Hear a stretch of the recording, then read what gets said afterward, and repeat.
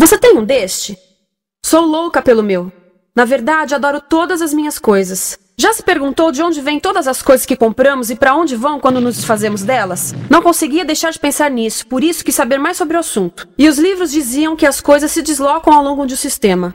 Da extração, para a produção, para a distribuição, para o consumo e para o tratamento de lixo. Isso tudo se chama a economia de materiais. Bem, estudei um pouco mais. Eu passei 10 anos viajando pelo mundo, atrás de pistas de onde vêm as nossas coisas e para onde vão. E sabe o que eu descobri? Esta não é toda a história. Falta muita coisa nessa explicação. Em primeiro lugar, neste sistema parece que está tudo bem, sem problemas. Mas, na verdade, é um sistema em crise, porque trata-se de um sistema linear. E nós vivemos num planeta finito. E não se pode gerir um sistema linear num planeta finito, indefinidamente. Em todas as suas etapas, este sistema interage com o mundo real. A vida real não acontece numa página em branco. Interage com sociedades, culturas, economias, o ambiente. E durante as etapas, a vida vai se chocando contra seus limites. Limites que aqui não vemos porque o diagrama está incompleto. Então voltemos atrás para preencher alguns espaços e ver o que falta. Uma das coisas mais importantes em falta são as pessoas. Sim, pessoas. As pessoas vivem e trabalham em todas as etapas desse sistema, onde algumas são um pouco mais importantes que outras, algumas têm maior poder de decisão. Quem são elas? Comecemos pelo governo. Meus amigos dizem que eu devia usar um tanque para simbolizar o governo, e isso é uma realidade em muitos países, e cada vez mais também no nosso. Afinal, mais de 50% dos nossos impostos vão para os militares. Mas vou usar uma pessoa para simbolizar o governo, porque acredito nos valores e na visão de que o governo deve ser das pessoas, pelas pessoas, para as pessoas. A função do governo é olhar por nós, cuidar de nós. Esse é o seu trabalho. Depois vem as corporações. O que leva as corporações a parecerem maiores que o governo é porque elas são maiores que o governo. Atualmente, entre as 100 maiores economias da Terra, 51 são corporações. À medida que as corporações foram crescendo, em tamanho e poder, assistimos a uma pequena mudança no governo, como se estivessem mais preocupados com o bem-estar deles do que com o nosso. Muito bem, então vejamos o que mais falta nessa imagem. Começaremos pela extração, que é uma palavra pomposa para exploração de recursos naturais, que por sua vez é uma palavra pomposa para destruir o planeta. A verdade é que cortamos as árvores, arrebentamos as montanhas para extrair os metais, consumimos toda a água e exterminamos os animais. Aqui enfrentamos o nosso primeiro limite. Estamos ficando sem recursos naturais. Estamos utilizando demasiados materiais. Sei que isto pode ser difícil de ouvir, mas é a verdade. Por isso temos que lidar com isso. Durante apenas as 3 últimas décadas, foram consumidos 33% dos recursos naturais do planeta. Desapareceram. Cortamos, minamos, perfuramos e destruímos o planeta tão depressa que estamos debilitando a capacidade do planeta para sustentar o nosso modo de vida. Onde eu vivo, nos Estados Unidos, resta-nos menos de 4% da nossa floresta original. 40% dos cursos de água estão impróprios para o consumo. E o nosso problema não é apenas estarmos utilizando demasiados recursos, mas o fato de estarmos utilizando mais do que a nossa parte. Temos 5% da população mundial, mas usamos 30% dos recursos mundiais. Se todos consumissem ao ritmo dos Estados Unidos, precisaríamos de 3 a 5 planetas. E sabem uma coisa? Só temos um. Então, a resposta do meu país a essa limitação é simplesmente ir tomar dos outros. Este é o terceiro mundo, que alguém dirá tratar-se apenas de uma expressão para designar o local para onde foram as nossas matérias-primas. E o que é que acontece? A mesma coisa, destruição do local. 75% das zonas de pesca do planeta estão sendo exploradas ao máximo ou além da sua capacidade. Desapareceram 80% das florestas originais do planeta. Só na Amazônia perdemos 2.000 árvores por minuto, o equivalente a um campo de futebol por minuto. Então, e as pessoas que vivem aqui? Bem, de acordo com esses sujeitos, eles não são donos desses recursos. Mesmo que vivam lá há gerações. Não são donos dos meios de produção, nem compram muitas coisas. Nesse sistema, quem não possui nem compra muitas coisas não tem valor. A seguir, as matérias-primas seguem para a produção, aonde utilizamos energia para misturar químicos tóxicos com recursos naturais para produzir produtos contaminados com tóxicos. Há atualmente no comércio mais de 100.000 químicos sintéticos. Apenas um punhado foi testado para avaliar o seu impacto na saúde, e nenhum foi testado em relação aos impactos sinérgicos na saúde, ou seja, a interação com todos os outros químicos aos quais estamos expostos diariamente. Por isso, desconhecemos o impacto total deles na saúde e no ambiente. Mas sabemos uma coisa: os tóxicos entram e saem. Enquanto continuarmos a introduzi-los nos nossos sistemas de produção industrial, continuaremos a inserir esses tóxicos nos produtos que levamos para nossas casas, trabalho e escolas, e claro, para nossos corpos. Como os BFRs, ou retardantes de incêndio à base de brometo, que tornam as coisas mais resistentes ao fogo, mas são super tóxicos. São neurotóxicos, ou seja, tóxicos para o cérebro. O que é que estamos fazendo usando esses químicos? Apesar disso, os usamos em nossos computadores, eletrodomésticos, sofás, colchões e até alguns travesseiros. Sim, pegamos nossos travesseiros, os revestimos com neurotoxinas, levamos para casa e dormimos por 8 horas com eles. Não sei, mas acho que num país com tanto potencial, poderíamos ter uma maneira melhor de evitar que as cabeças peguem fogo à noite. Sabia que essas toxinas vão se acumulando ao longo da cadeia alimentar e se concentram nos nossos corpos? Sabe qual é o alimento do topo da cadeia alimentar com o nível mais elevado de químicos tóxicos? O leite materno. Isto significa que os menores membros das nossas sociedades, os nossos bebês, recebem as maiores doses de químicos tóxicos das suas vidas a partir do leite das suas mães.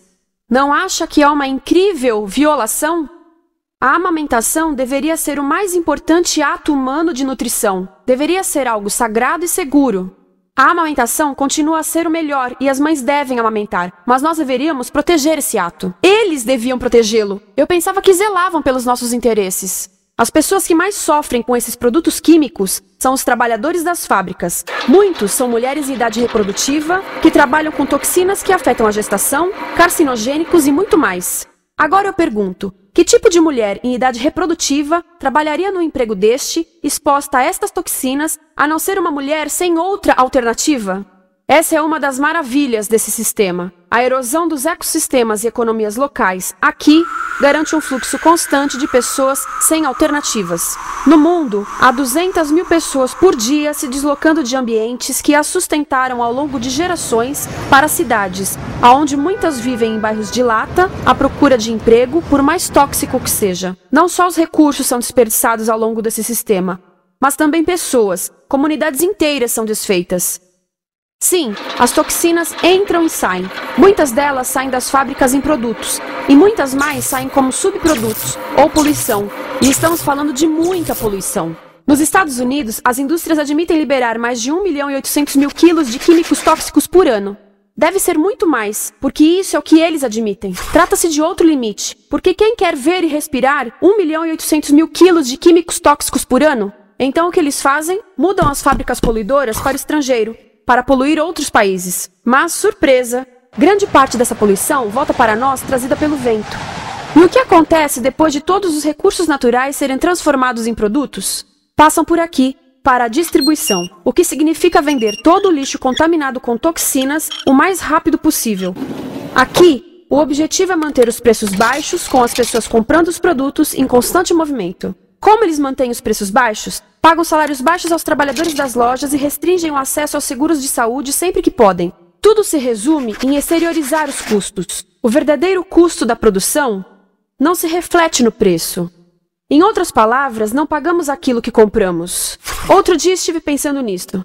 Ia a caminho do trabalho e queria ouvir as notícias. Por isso entrei numa loja para comprar um rádio. Encontrei um pequeno rádio verde engraçado que custava $4,99. Na fila do caixa pensei, como $4,99 podem refletir o custo da produção e transporte desse rádio até ele chegar nas minhas mãos? O metal deve ter sido extraído na África do Sul. O petróleo provavelmente do Iraque. O plástico produzido na China e talvez montado por uma criança de 15 anos numa fábrica do México. $4,99 não paga nem o aluguel do espaço ocupado na prateleira, nem parte do salário do empregado que me atendeu, ou as viagens de navio e caminhão que o rádio fez. Foi assim que eu percebi que eu não paguei o valor do rádio. Então, quem pagou? Estas pessoas pagaram com a perda do espaço dos seus recursos naturais.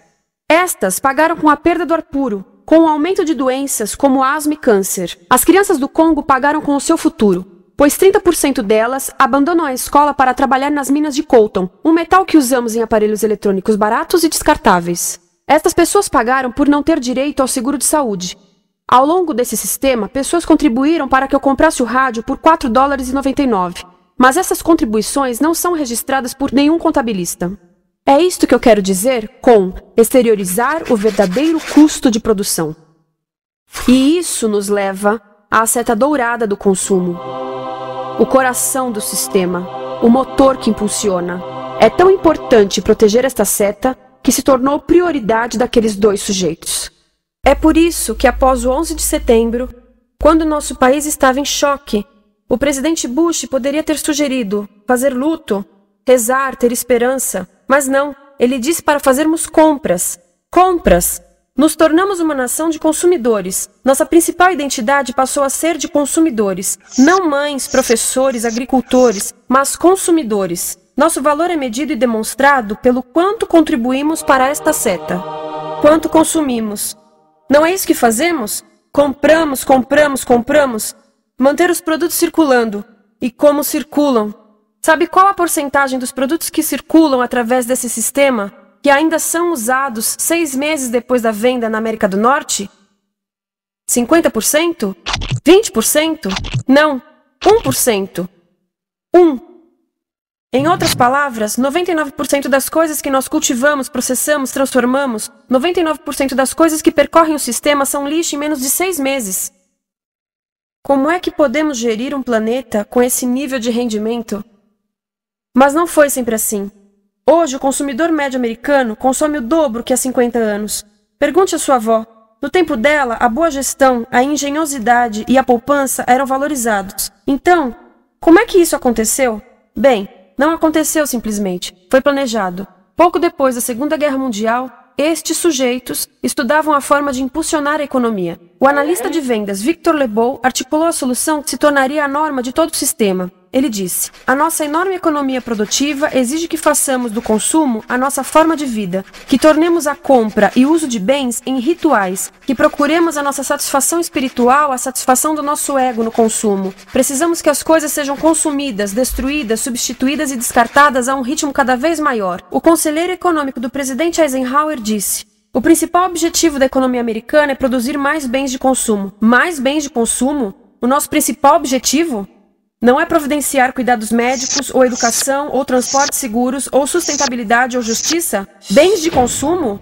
Como é que eles nos fizeram adotar esse sistema de forma tão entusiástica? Bem, 2 das suas estratégias mais bem-sucedidas são a obsolescência planejada e a obsolescência perceptiva. A obsolescência planejada é uma outra forma de dizer criado para ir para o lixo. Eles fazem as coisas de modo que sejam inúteis tão rápido quanto possível para jogarmos fora e voltarmos a comprar. Isso é óbvio em sacolas ou copos de plástico, mas verifica-se isso em coisas maiores como esfregões, DVDs, máquinas fotográficas, churrasqueiras, quase tudo. Até computadores. Já reparou que quando compra um computador, a tecnologia muda tão rápido que em poucos anos se torna quase um impedimento para a comunicação? Fiquei curiosa e abri um desses computadores para ver o que tinha dentro. E descobri que a peça que se muda a cada ano é apenas uma pecinha no canto. Mas não se pode mudar apenas essa peça, porque cada nova versão tem um formato diferente. Tem que jogar tudo fora e comprar um novo. Estive lendo sobre o design industrial da década de 50, quando a obsolescência planejada começou a aparecer. Esses designers eram muito claros sobre o assunto. Chegavam a debater quão rápido conseguiam que um aparelho avariasse, mas de modo que o consumidor mantivesse fé suficiente para ir comprar outro. Foi tão intencional, mas as coisas não avariam suficientemente rápido para manter essa seta funcionando. Por isso existe também a obsolescência perceptiva. A obsolescência perceptiva nos convence a jogar fora coisas que ainda são perfeitamente úteis. Como fazem isso? Mudam a aparência das coisas. Por isso, se comprou suas coisas há alguns anos, todos percebem que você não tem contribuído para essa seta. E como o nosso valor depende da nossa contribuição para essa seta, isso pode ser embaraçoso. Por exemplo, se eu tiver o mesmo monitor de computador gordo e branco na minha mesa por 5 anos e a minha colega tiver comprado um computador novo, ela vai ter um monitor plano brilhante que combina com o computador, com o celular e até com as canetas. Ela parece estar operando uma nave espacial e eu pareço que tenho uma máquina de lavar na mesa.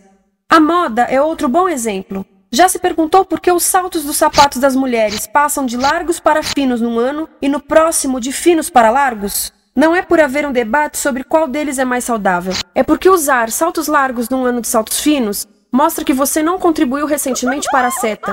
Por isso não vale tanto quanto a pessoa com saltos finos ao seu lado, ou em um anúncio. É para comprarmos sapatos novos. A publicidade e a mídia em geral têm um papel importante nisto. Cada um de nós nos Estados Unidos é bombardeado com mais de 3.000 anúncios por dia. Vemos mais publicidade num ano do que as pessoas há 50 anos viam em toda a vida. Qual é o objetivo de um anúncio, se não nos fazerem felizes com o que temos? Por isso, nos dizem 3.000 vezes por dia que o nosso cabelo está errado, nossa pele, nossa roupa, nossos móveis, nossos carros, nós estamos errados. Mas tudo se resolve se formos às compras. A mídia também ajuda a esconder tudo isto e isto. Por isso, a única parte da economia que vemos são as compras. A extração, produção e envio para o lixo acontecem fora do nosso campo de visão. Por isso, nos Estados Unidos, temos mais coisas do que tivemos antes, mas pesquisas mostram nossa felicidade declinando. Nossa felicidade teve seu pico na década de 50, a mesma época em que a febre consumista explodiu. Coincidência interessante. Acho que sei o porquê. Temos mais coisas, porém menos tempo para o que realmente nos faz felizes. Amigos, família, tempo livre. Estamos trabalhando mais do que nunca. Analistas dizem que não temos tão pouco tempo livre desde a sociedade feudal. E sabem quais são as duas atividades que mais fazemos no pouco tempo livre que temos? Ver televisão e fazer compras. Nós, americanos, passamos 3 a 4 vezes mais tempo comprando do que os europeus. Assim, nessa situação ridícula, vamos trabalhar talvez em 2 empregos, e quando chegamos em casa exaustos e sentamos no sofá novo para ver televisão, os anúncios dizem que não prestamos, então vamos às compras para nos sentirmos melhor. Depois trabalhamos mais para pagar o que compramos e chegamos em casa mais cansados, vemos mais televisão que nos diz para fazermos compras outra vez. E estamos nesse ciclo de trabalhar, ver, comprar, e podíamos simplesmente parar. Então, no final, o que acontece a todas essas coisas que compramos? Nesse ritmo de consumo, não cabe tudo em casa, apesar do tamanho médio das casas ter duplicado nesse país desde os anos 70. Vai tudo pro lixo, e isso nos leva ao tratamento do lixo. Essa é a parte da economia de materiais que conhecemos melhor, porque nós temos de levar o lixo até a esquina. Cada americano produz 2 quilos de lixo por dia, o dobro do que fazíamos há 30 anos. Todo esse lixo ou é despejado num aterro, que é um grande buraco no chão, ou ainda pior, primeiro é incinerado e depois despejado no aterro. As duas formas poluem o ar, o solo, a água, sem esquecer que alteram o clima. A incineração é realmente ruim. Lembra daqueles tóxicos da fase da produção? Bem, queimar o lixo libera esses tóxicos no ar. Pior ainda, produz supertóxicos novos, como a dioxina. A dioxina é a substância mais tóxica feita pelo homem, e os incineradores são a principal fonte de dioxina. Isso significa que podemos parar a principal fonte da mais tóxica substância conhecida e feita pelo homem, simplesmente parando de queimar o lixo. E podemos parar hoje. Algumas empresas não querem criar aterros e incineradores aqui. Por isso, também exportam os resíduos. Então, e a reciclagem? A reciclagem ajuda? Sim, a reciclagem ajuda. Ela reduz o lixo nessa extremidade e depois reduz a pressão para minerar e colher mais nessa extremidade. Sim, todos devemos reciclar, mas reciclar não é o suficiente. Reciclar nunca será suficiente, por 2 razões. Primeiro, o lixo que vem das nossas casas é apenas a ponta do iceberg. Para cada saco de lixo que deixamos na esquina, 70 sacos de lixo são criados anteriormente, só para fazer o lixo desse saco que deixamos na esquina. Assim, mesmo que pudéssemos reciclar 100% do lixo das nossas casas, não se chegaria ao coração do problema. Além disso, grande parte do lixo não pode ser reciclado, ou porque contém demasiados tóxicos, ou porque é criado de início para não ser reciclável, como aquelas caixas de suco, que têm as camadas de metal, papel e plástico, todas coladas. Não dá para separar essas camadas para reciclá-las.